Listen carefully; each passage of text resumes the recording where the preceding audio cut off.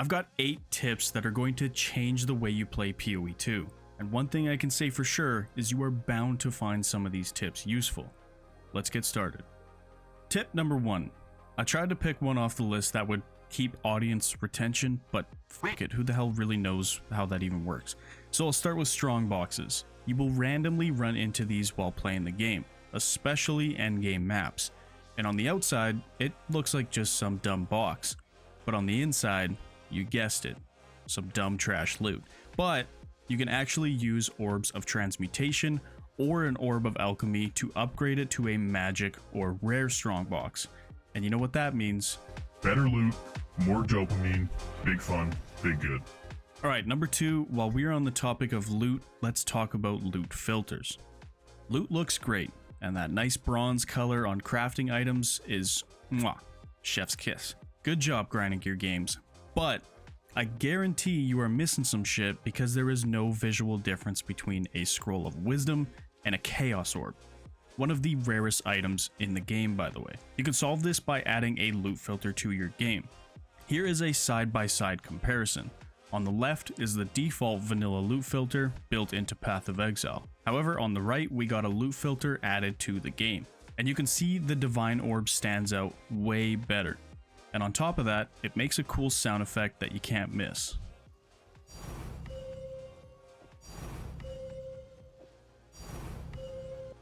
Alright, if you want the loot filter, here's how you get it. Okay, first thing you want to do is head over to Google and type in PoE 2 loot filter. And what you're looking for is Filter Blade, right here. I'll have a link in the description too if you cannot find this. Click the link, and the first thing you want to do is sign in with PoE.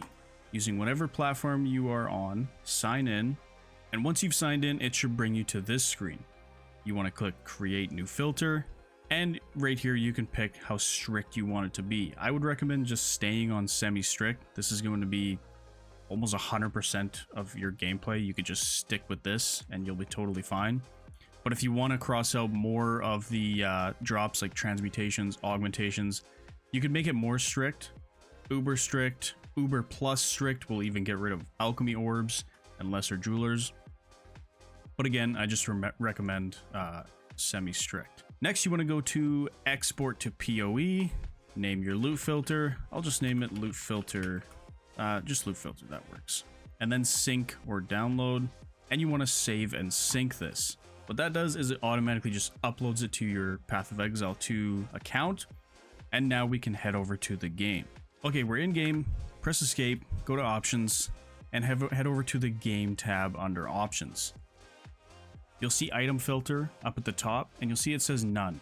But now that we've synced the Filter Blade loot filter, we can click the drop arrow and select the loot filter, press save, and there you go. Now you have a loot filter. Third on the list is side quest icons. When you open up the world screen, the shortcut is pressing U on your keyboard. I know, I'm just a waterfall of tips. Shut up, bitch! Anyways, when you got your map open here, you will notice all these icons located around the waypoints. These could be mini bosses, little loot rooms, small events, but what you are really looking for is any icon that has a plus beside it. This means you are guaranteed a reward for completing that objective. I'm talking permanent skill points, spirit or health increases, and even permanent resistances. So keep your eye out for those and make sure you complete them during your campaign run. The fourth tip has to do with overlay map and zone transitions. Of course, you have a mini map up in the top right corner of the screen, and when you press tab, it pulls up an overlay map. But in some areas, this can be pretty damn obnoxious. You can't see what the hell you're doing, explosions are going off, loot's all over the place, you know how it goes. There is a fix for this. Open up your options menu, head on over to interface and scroll down to the map settings. You can adjust map transparency and zoom, but what we want to focus on is landscape transparency. Turn this down and it eliminates some of that graphic artwork covering the map and just displays the map in a clean and simple format. You will have a way easier time navigating the world with a cleaned up map. Now, as for zone transitions, whenever you transition into a new zone, that could be a new area, dungeon, town, an instance is created for your character. and all enemies slain as well as map exploration is saved and stays open for 8 to 15 minutes. But what if you wanted to quickly reload that area to, let's say, fight the boss again that you just killed? Well, you can do that by holding Control on your keyboard and left clicking on the waypoint or entrance to the zone.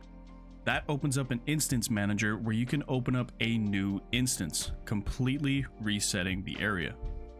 Tip number 5, more information using Alt. I'm sure you've hovered over some passives or items, maybe some skills, and you read what the skill does. Looks pretty cool, but thought to yourself, what the fuck is rage? Well, turns out some text stands out with a dotted line. That means there is some information tied to that word to help you understand what it does. Just hold Alt on your keyboard and this will glue the text pop-up to your screen so you can hover over these words with dotted lines. And the game will give you a description of what it does, but you can also click on the word with the dotted line to stamp it to your screen. For example, we can click on rage here, and now it's stamped to the screen. Now we want to check out attack, critical hit chance, critical damage, critical hit, damage, hit, damage, hit, damage, hit, damage. You get the point. Fuck, now I gotta close all these fucking things. And just as a final note, even if the skill is grayed out because you lack the ability to use the skill one way or another, you can still visually see how the skill works and looks by holding Alt and clicking on the small play button at the top right. This will start playing a video for the skill.